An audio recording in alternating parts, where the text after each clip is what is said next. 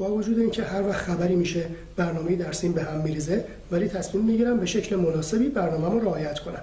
با وجود اینکه هر وقت خبری میشه برنامه درسیم به هم میریزه، ولی تصمیم میگیرم به شکل مناسبی برنامه درسیمو رعایت کنم.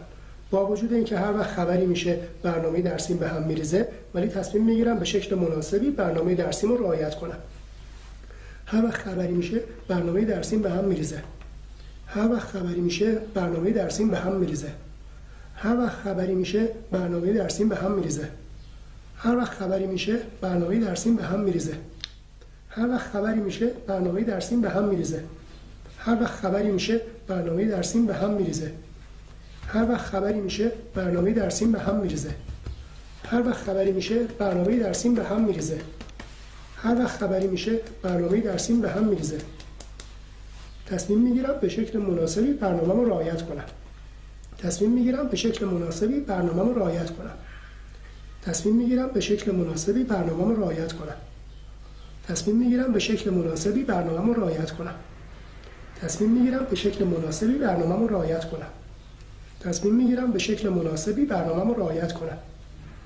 تصمیم میگیرم به شکل مناسبی برنامه‌مو رعایت کنم.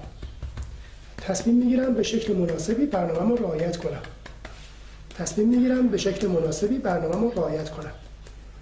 با وجود اینکه هر وقت خبری میشه برنامه درسیم به هم میریزه، ولی بازم تصمیم میگیرم به شکل مناسبی برنامه‌مو رعایت کنم.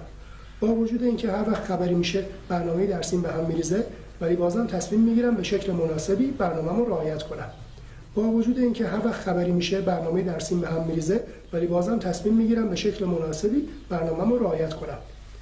هر وقت خبری میشه برنامه درسیم به هم میریزه. هر وقت خبری میشه برنامه درسیم به هم میریزه. هر وقت خبری میشه برنامه درسیم به هم میریزه. هر وقت خبری میشه برنامه درسیم به هم میریزه. هر وقت خبری میشه برنامه درسیم به هم میریزه. هر وقت خبری میشه برنامه درسیم به هم میریزه.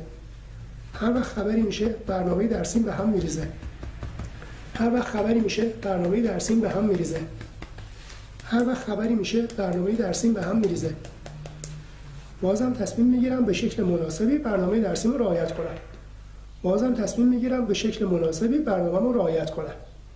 بازم تصمیم میگیرم به شکل مناسبی برنامه‌مو رعایت کنم. بازم تصمیم میگیرم به شکل مناسبی برنامه‌مو رعایت کنم.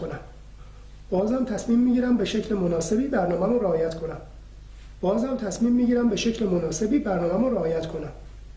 بازم تصمیم میگیرم به شکل مناسبی برنامه‌مو رعایت کنم. بازم تصمیم میگیرم به شکل مناسبی برنامه‌مو رعایت کنم. بازم تصمیم میگیرم به شکل مناسبی برنامه‌مو رعایت کنم.